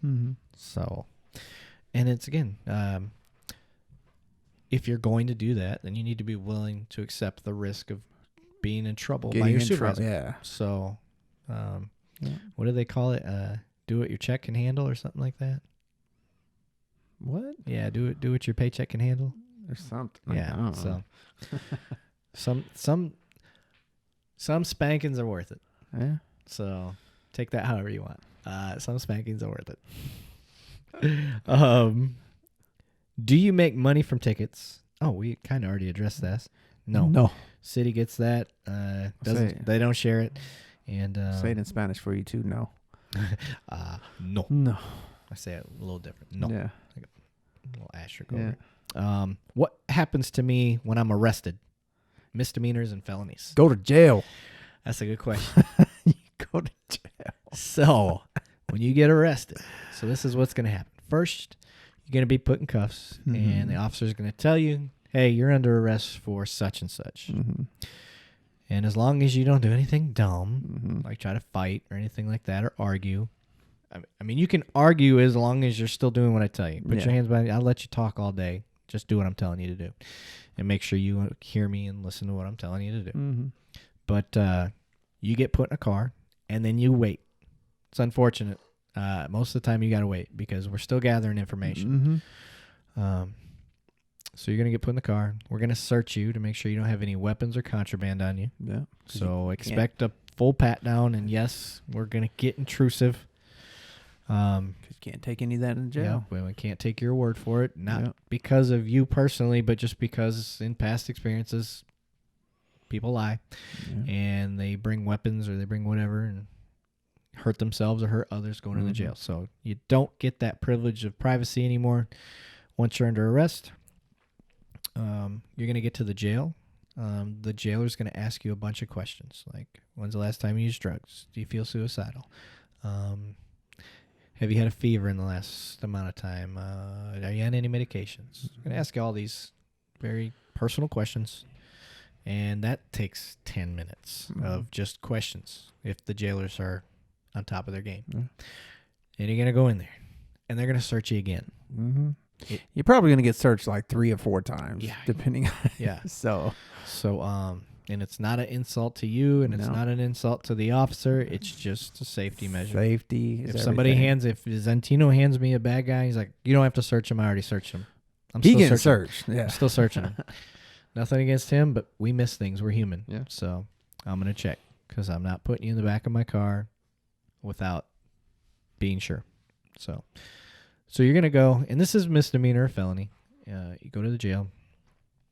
And they're going to search you. Then they're going to take your shoelaces from you if you have any shoelaces. They're going to take basically everything from you other than your pants and your shirt. And basically anything that could harm you. Yeah, anything that you could use to harm yourself or others. And then you'll have your shoes. You'll have your shoes on. And they just won't have laces. And if you've got complicated shoes or anything, they're going to cut your laces. They will cut them off, boy. So then you're going to go to a tank. It's either going to be a felony tank, and you're going to be put in with other felons, or you're going to be put into a misdemeanor tank, and you're going to be in there with other misdemeanor people. Mm-hmm. Or you're going to go to a drunk tank, Mm-hmm. where people tend to throw up or sleep it off. Mm-hmm. So there's that. If you're female, you're going to go to a female area. If you're male, you're going to go to a male area. And eventually, at some point, you're going to see a judge. Yes. More than likely, you're going to see a judge within 8-12 hours. It's not like it used to be. Yeah, you don't get a phone call right away. You will have the ability to make a phone call, but you'll see the judge. And this varies based on where you're at. We're in a big city, so we have a 24-hour judge, I believe. Yeah. And they basically wait for a pool of people to come in or between certain times, and they'll bring you all in to see the judge, and you'll talk to them. And this modern technology with Yeah. Zoom and all that, that's kind of And played a huge part too. So depending on what your offense is, you're either going to get transferred to the county jail or you're going to get cut loose on some sort of self-recognizance or bond or whatever it is. time served. Yeah. And so if you get a bond from the judge, let's say it's $1,000, you're going to 10%. pay 10% of that. Mhm. So what's 10%? 100. $100? Yeah. I think so. I can't math. That's Yeah. why I became a cop. So yeah, that's basically what happens. And make sure, and I may or may not be speaking from experience, that when you get a bondsman, that they don't send anything over that looks like chicken scratch, because they won't take it. When you do what now? I said, if you do get a bond and you're allowed to bond out, make sure that paperwork is not chicken scratch. Oh, Because that judge will not. They'll be like, "What is this?" yes. And you will stay in there based off someone's handwriting. So make sure that the bondsman you use knows how to write legibly. Let's see. We got through questions 1 through 6 on this page. Can I see or use your taser? No. No. Not unless you can afford my retirement. Now, No. if you're a rich guy, if you're like a million billionaire, and you're like, you know what? I feel like playing with the cop's taser. I will cover what you would lose with your retirement and what you'd get paid. Hey. Yeah, I'd let you tase me. Yeah. Shoot. In my uniform. Yeah, I'd let you tase Antino with my taser. It's a 5-second ride, guys. I've done it I hate 3 to 6 times. It's fine. I hate it. So, no, but you can't touch your taser. I can get it out and I can show you and educate you without turning it on. So, no, don't ask me to turn it on. Don't ask to hear it. None of that. So, okay. What are the common things you hear from people in the street? So I wrote some of these down. So he did it. We walk in a room. Someone's pointing. He did it. I think I made a video about this. Did you? Yeah. Yeah. Are you sure he didn't do it? Yeah. I'll make this cop arrest you if you don't behave. Parents. He did it. Or what is it? Yeah. For the love of God, parents. We're having a hard enough time getting kids or anybody to trust us. The last thing we need you telling them is that we're going to arrest them for misbehaving. That's not going to happen. 1, that ain't going to happen. 2, you're probably going to agitate the cop because we're over here trying to win fans and have people on our side. And like with this podcast, and we got you over there, and I get it. You didn't think that way. I'm going to tag you in that video. Okay. Because I don't think you've seen I must not have. It addresses all these questions. Yeah, my bad. So you can. Okay. So, yeah, stop saying that. Yeah. So, we hear it all the time. Are you in the YMCA? Are you the cop in YMCA? Or, I'm sorry, the Village People. I said YMCA. Are those real bullets? No, son. Yeah. Nerf bullets. Right? Anyway. Donuts, is it true? Man, I loved donuts before I became a cop, so. Okay. I don't, I'm the opposite. I don't like sweets. I'm not a fan. I'm an apple fritter guy. I'll tell you what I love. 72% sea salt chocolate, dark chocolate. That's good. That's pretty specific. Mm-hmm. But even when I eat that, it's like a square. That's enough for me. Like, put that on a plate. You know, now I'm not saying that I avoid all desserts all the time. Every once in a while, I like to indulge. I like Sonic's like cookie dough blizzard flurry thing. I can't. I guess legit. I haven't had any of that. But I don't. That's not a regular for me. Donuts. I like donuts, I guess. Certain ones. Like Funky Town Donuts. Hertz Donuts is pretty good. Yeah. Mm. We're not making that up. That's a real, Yeah. not like Hertz Donut, like the old joke. Shout out to Hertz. Yeah, Hertz. I forgot about Hertz, dude. Yeah, it's so good. Hertz, if you want to throw a sponsorship, what up? Their bacon eclair thing. Oh my Oh, god. yeah. Dude, I had this one at Funky Town that was a margarita. Legit had to be 21 years old to buy the to donut. buy it. Yeah. Mm. Yeah. So They're that ain't a fair question. Everybody likes donuts in some way. Now, generic donuts, no, I don't care for. Stereotyping. But there's these certain gourmet donuts. Like I get fancy with those ones. Like I haven't had a bad one. So, why do you give up changing bad guys or what? Oh, why do you give up chasing bad guys or motorcycles? Why do you give up? It's not that we In a give pursuit. up. Yeah. I think it was addressed for safety reasons. Yeah, right? it's safety. They're just Guys, too fast. We would love to catch all the bad guys. Yeah. However, if traffic's heavy, we're in a residential neighborhood or anything like that, it ain't worth it. And I don't, if I'm chasing a bad guy who's driving super reckless on a motorcycle, I don't want him to wreck out either. 200 miles an hour on a freaking death bike? He'll be going too fast to even donate organs. Yeah. So, kidding.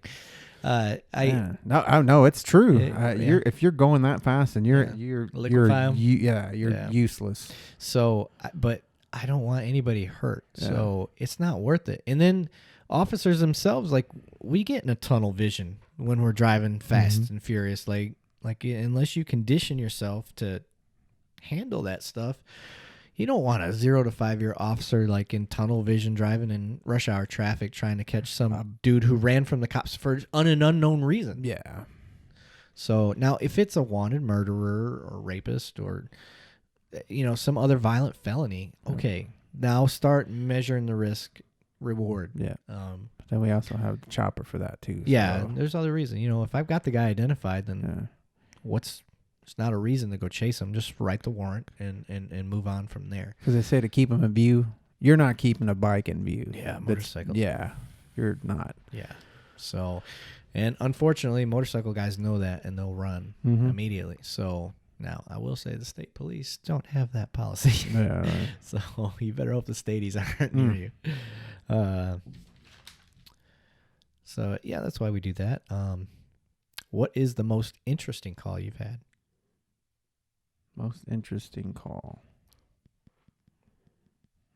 I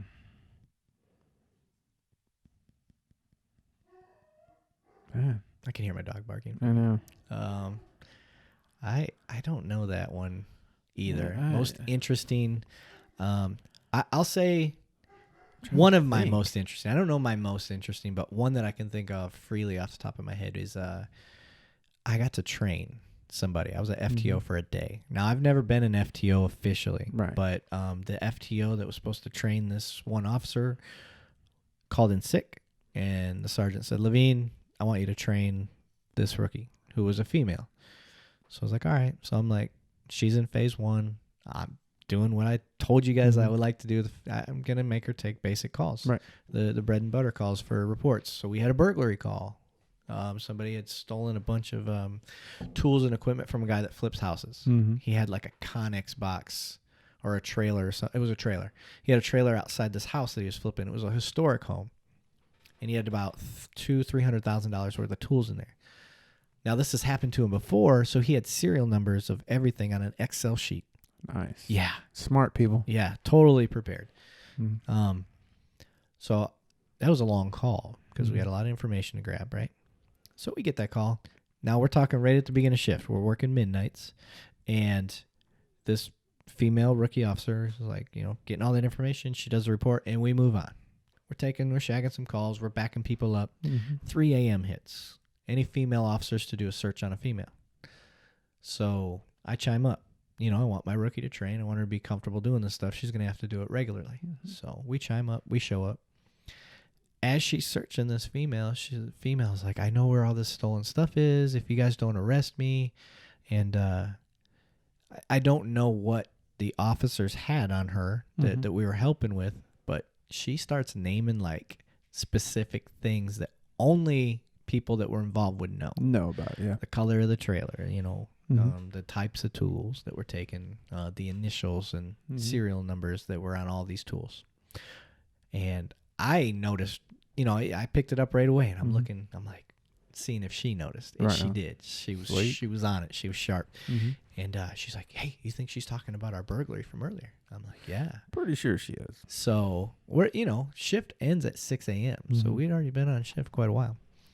So now I have to tell these officers, like, hey, you're not arresting this girl. I don't know what you have on her, but unless she killed somebody, you're not arresting her. We need her. And they're like, ask Sergeant. So I was like, okay. So I asked my sergeant, tell him what we got going on, the potential to get all these tools back. And she claims she's not the one that took them, but the guy that did is staying at her hotel. I'm like, okay. And then we checked her story out for the guy that she was naming, and turns out he's a prolific burglar, does all this stuff. I checked out her history. She just has a drug use history, no history of stealing. So, like, okay. Now the rookie's figuring all this out as we go, and it was cool because I'm watching her like knock it out, like she's killing it. I was like, all right, cool. She's figuring all this out. Long story short, we get approval to go to this hotel room. We get to search the hotel room because it's in her name, the female that was telling us all this information. So she gives us consent to search. Bad guy sitting on the bed, has no idea. The room is loaded with all these tools. We get this guy in 24 hours. We get all this guy's equipment back. Nice. We find his trailer. We go to the detective's office where they question him, so she gets to see that. And then we do the report that night. Nice. Or I should say that morning. It was literally a 24-hour call. I mean a 24-hour day. Nice. And I got FTO pay the whole time. Wait. Because that was invaluable. She got to see the detective side of things. She got to see the search warrants. I shouldn't say search warrant. We didn't need a search warrant, but the consent to search. She saw that process. She saw a lieutenant in action that was willing to let his sergeant in that team work. So we had all that stuff. Shout out to Kraus and Salazar. Shout out. So that was a great call. That was an interesting call, and it was cool to see you go from a report to paying attention to that report and a rookie nailing that, and then getting this information later on in the day, and then just everything connected, and we were able to get all that stuff back for a middle-class working guy, Who works hard for his stuff. Yeah, and he actually gets to get it back. I have, while you were talking, I was thinking. So you weren't listening to my story. So. She sounds like a great officer. I think it was a call that the CIT team probably would have handled, but we didn't have a CIT. That was the mental health officers and stuff like that, where we show up to this house, and this guy opens the door. He's unkempt. He looked like the movie with Tom Hanks, or he's Wilson. He looked like he was like he had a volleyball inside of his house. With that movie. Yeah. God, what was that? And he has the door cracked, and we're sitting there talking to him, and he's saying that people are talking to him through his eyes, and he sees green and he sees red with certain people. And I just happen to look down. Mind you, I'm in like third phase. I just happen to look down, and I see a trail of bloody footprints. Oh. Yeah. And I'm just like, hey, we need to get in this house. I said, I don't know what he's got going on or why there's bloody footprints, but he suffered from diabetes. Oh, yeah. And so it was his own blood that we figured out it was his own blood, and right. he was tracking it throughout his own. He's having a diabetic episode. But he didn't want the help. And he wasn't in his right mind. Yeah. Mm-hmm. And so the sergeant did, because mind you, this rookie, let us handle this. But that was an interesting call. The one call that I did want to go to was the abandoned house that they kept seeing the grandpa in who had passed away. That's the call I wanted to go on. Okay. But I was already off shit. I'm a huge into paranormal type stuff, so I'm just like, I want that call. I don't believe in ghosts, so I would have been like, yeah, let me go so I can show that you guys, because your teammates, some of the guys on the team would have been like, I'm going to that one. I would have been, okay, then I'm going in by myself then. That was a call that was, I read the notes going home, and I was like, yeah, I think I'm going to stay over. Yeah. I want that call. Dude, first fight I ever got in was with a person on a diabetic episode. Oh no! Like he was, I realized right when he grabbed me that something wasn't normal Right. because I could still manipulate him how I wanted. He was just kind of stiff. Yeah. So, as I get him to the ground, like something wasn't right, and I smelled what I thought was alcohol. It ended up being like ketones. Yeah. Like there's some sort of Yeah, he was sweet- dumping ketones is what he was doing. Yeah. So luckily, I figured that out. I didn't arrest him. Took him to the hospital because I was like, this dude's out of his rocker, and they're like, yeah, his sugar is so bad, he's about to die. Or going to a diabetic coma. I or don't something. remember if it was really low or if it was super high. I don't remember which way that went, but Yeah. that's why I'm not a doctor. Hmm. So yeah, those are interesting calls. Yeah. I'm gonna skip down to this one that I got starred. How do I think us, you and me, how do we think policing would be with less government, or do police want to govern? So I think what they're getting at is like big government policing or little government policing. I don't know. I think it matters. I mean, it's. I think it matters. I think policing is at its best with small government.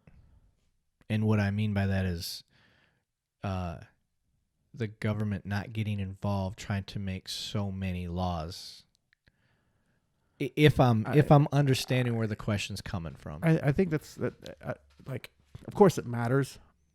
I guess I'm saying it doesn't matter because you're going to have rules and laws anyways that everybody has to follow. Right. Regardless. I guess, I don't know if I'm confused or. And so the way I interpret this question is, like if, let's say the government came out with a law about gun confiscation. Like, we don't think guns should be out there. Go out and take them. Now that violates. I see where Constitution. this is going. See Yeah, what I'm saying? I get it now. That violates It's just the like the whole Constitution. mask thing. Like, Yeah. dude, I was like, wear your mask if you want to, but I'm not going to yell at you.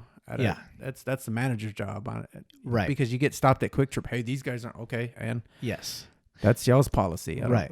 So there's that type of government. So yes, I think policing is best with small government. The less rules that are imposed and the more we let the businesses and whatnot work out what they see fit for their businesses or whatever, I like that. I'm not, and it's it makes my job less complicated. Yeah.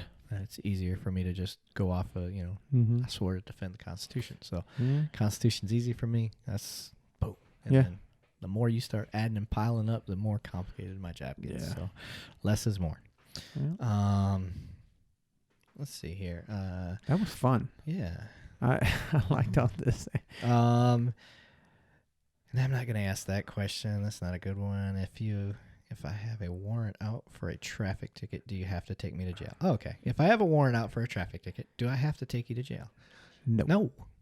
No. I think we we have discretion. we addressed this earlier.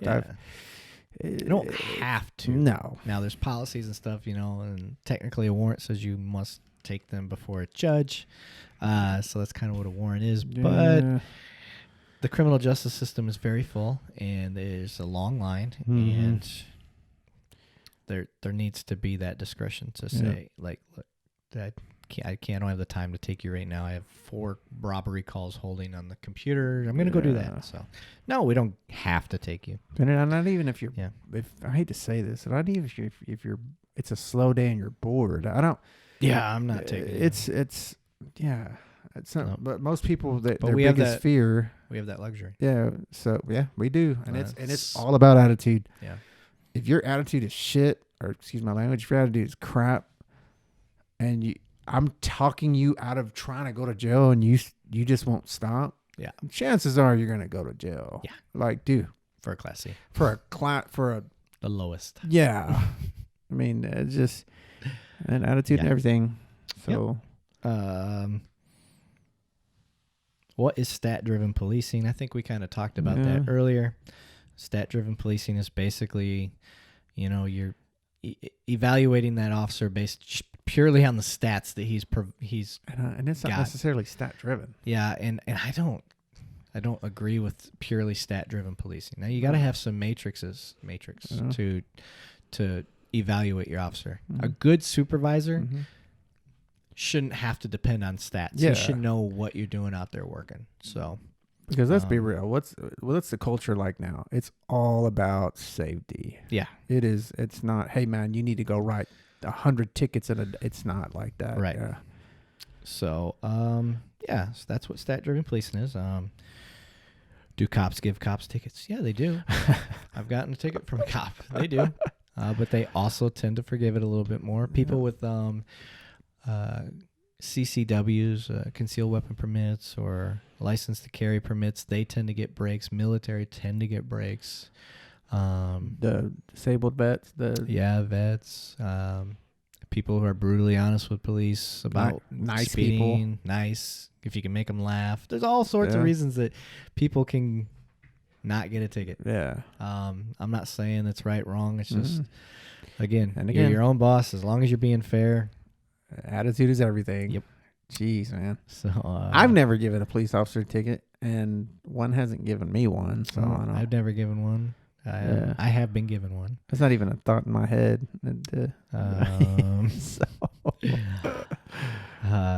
But I've let many other people off.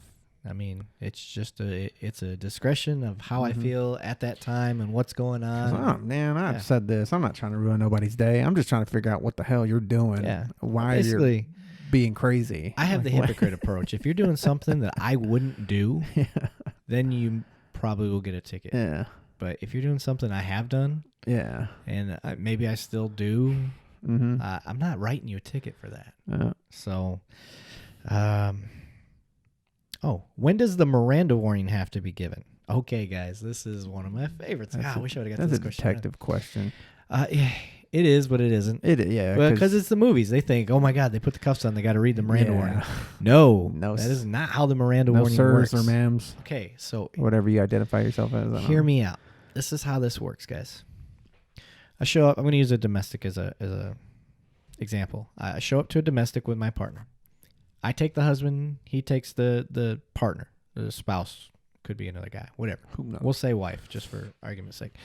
He takes the wife. He gets her story. I get the husband's story. Then him and I meet up, me and my partner, and I tell him the story I got. He tells me the story he's got. And at no time have I read a Miranda warning, but I've questioned. I've asked questions. What's going on? Da, da, da. And then I figure out, because it's my call, between what he told me and what I found out from the husband, that the husband probably hit her, or there's a good chance he hit her. So now he's under arrest. I'm arresting him to prevent any further violence. It doesn't mean he's guilty. It doesn't mean I've got the proof. I'm going based on what I've got at the time, and I'm trying to stop the propensity for violence. There's physical evidence, black eyes. Yeah. Okay, yeah. So I put him in cuffs, and I put him in the car, and I take him to jail. I didn't read the Miranda warning. No. Take him to the jail. He gets in processed. Later on, a detective gets a hold of him because he wants to ask him about that crime. When the detective gets a hold of him and goes to interview him, before he can ask him any questions about the crime, he has to read the Miranda warning. I don't have to read the Miranda because I determined from all the information I gathered prior that, okay, so this guy's probably who committed the offense. I've got enough to arrest him. Once I put the cuffs on him, I'm not asking him any more questions because I'm going to leave that up to the detective. I'm going to leave what I found out prior to that to the detective. Before that, I didn't know who committed a crime. Once I knew, or once I thought I knew or suspected somebody of committing the crime, my questions are over. If I want to ask him any more questions after I suspect him of committing the crime, I got to read Miranda. That's how that works. So let's say we talk, we discuss. I'm like, okay, this guy's going to jail. I'm going to put him in cuffs. I put him in cuffs. And then I'm like, man, dude, why'd you hit your wife? And he's like, oh, that bitch is always giving me shit. She didn't have dinner ready. She got into my Facebook. Yeah, she got into my was a big social one. media. Yeah. So he tells me all that, and I write it all down. I put it in the report, and I'm like, oh, he told me this. Everything that I asked him once I put him under arrest is inadmissible. It's called fruit of the poisonous tree. It's inadmissible at court because I didn't read him the Miranda. Or what's it? What res gesta statements? Yeah. Or what's, So I hope that clears that up for you. If you have more questions on that, ask me. I'll try to clarify that better. But in a nutshell, that's how Miranda works. The movies get that one wrong a lot. I've only been on one call where an officer actually reads somebody the Miranda rights. Yeah. And that was... I couldn't even tell you why we were reading this guy. Yeah. I mean, it's a great tool if Yeah. you know when and how to use it. I like it. So that's Miranda. Last question. This is the last one. Do units encourage hand-to-hand combat training? I think we've addressed this before. Yeah, we kind of did. Yeah. So, yeah, absolutely. Like I said, jiu-jitsu. The problem is people have lives, they're busy, we don't get paid for that. There's a high risk of injury that you won't be necessarily covered for. So there's a lot of it needs to be a priority, and it needs to be there's fixes out there for it, which I talked about before. Getting memberships for officers and having mandatory, training for 2 years after you graduate the academy and stuff like that. That'd be so awesome. Yeah. So yes, and it is definitely encouraged. So yeah. That's all the questions we got, sir. Yeah, that was awesome. Yeah, I had a lot of fun. That was those. fun. I think, and so I know maybe some people out there are thinking like, dude, your first 2 episodes, maybe even your 3rd episode were boring. Like, those weren't the most juicy things. I saved that. I saved good topics for when I finally got like the setup that I wanted. Right on.